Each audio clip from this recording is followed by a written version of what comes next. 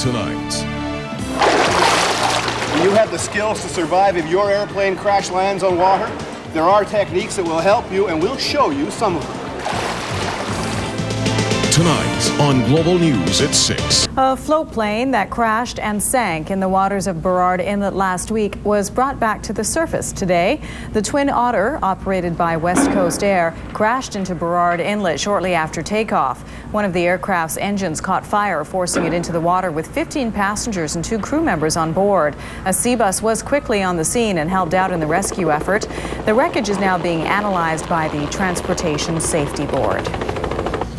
That plane crash reminds us all of that danger of flying over open water. Thanks to the quick work of the rescuers, the passengers barely got wet. They were very lucky, as drowning kills more small plane passengers than crashing actually does. Tonight, David Kincaid learns to survive when the plane you're in is forced down in the water.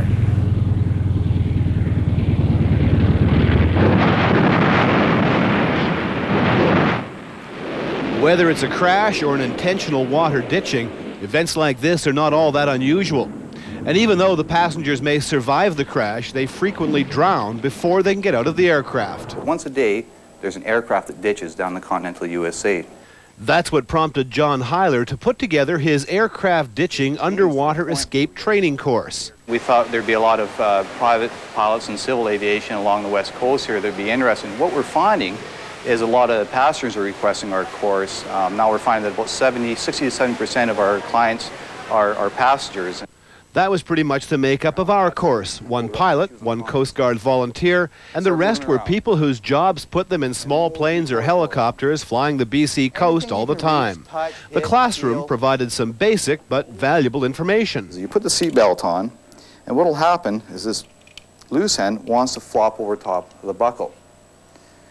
Now, when we go out, we're trying to get out of this thing, we're starting to panic. What do? We reach for the buckle. Of course, the more we reach for it, the more we're pulling over it. We're never going to get that buckle undone.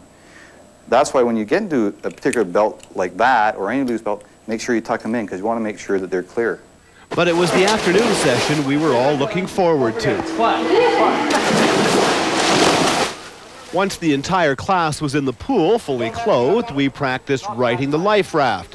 Then we took a shot at loading an injured passenger into the raft, and we quickly realized that there is barely enough room for 6 men in a 6-man life raft. But these were just the appetizers. Now it was time for the main course. What will happen is when you're in here and you're belted in, there's a lever in the back here that will release the pin and allow it to go over like that.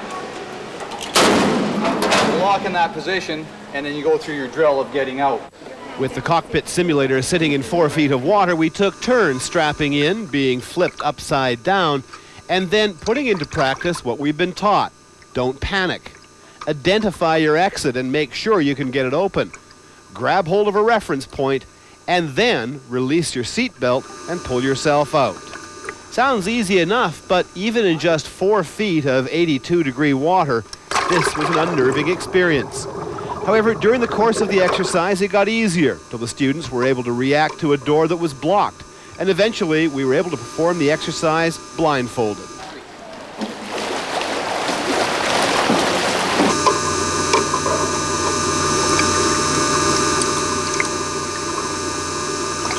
Would this training be enough to save your life in a genuine emergency? Quite possibly. Hopefully, I'll never have to put my new training to the test in a real-life situation. David Kincaid, Global News, Langley.